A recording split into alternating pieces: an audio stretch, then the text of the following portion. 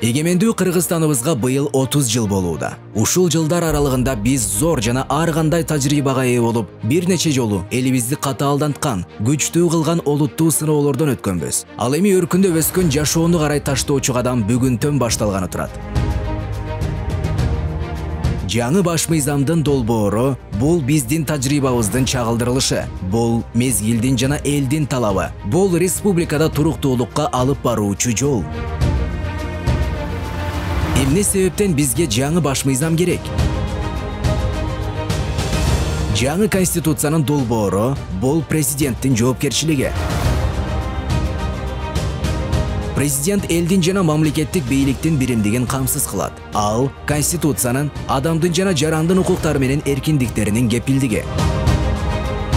Жаңы конституциянын долбоору бул коррупцияга каршы күрөш. Конституция менен күрөшүү мамлекеттин артыкчылыктуу багытына айланууда. Конституция мамлекеттик жана муниципалдык кызмат адамдарына коррупцияга шарт түзгөн аракеттерди жасоого жана коррупцияга болгон учурда иш алып барууга тыюу салат. Жаңы конституциянын долбоорунун 4-беренеси. Жаңы конституциянын долбоору бул депутаттардын санын кыскартуу. Жогорку кеңештин депутаттарынын саны 120дан 90 адамга чейин кыскарат. Жаңы конституциянын долбоорунун 76-беренесинин 3-бөлүгү. Жаңы конституциянын долбоору бул курултай аркылуу бийликке болгон элдин күчү. Курултай элдин эзелтен келе жаткан каада салттарынын айкалышы жана коомдук көзөмөлдүн заманбап тутуму. Жаңы конституция бул социалдык кепилдиктер.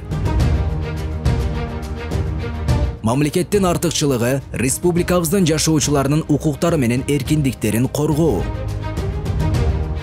Жаңы конституциянын долбоору бул коомдун руханий, маданий баалуулуктары. Мамлекет Кыргызстан элинин маданиятын өнүктүрүүгө, адамдын укуктары менен эркиндиктерине шек келтирбеген үрп-адаттарды сактоо менен кам көрөт.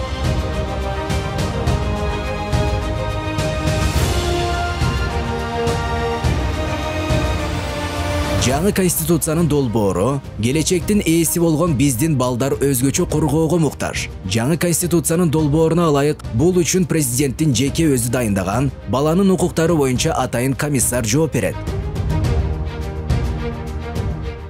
Жаңы конституция бул элдин эрки.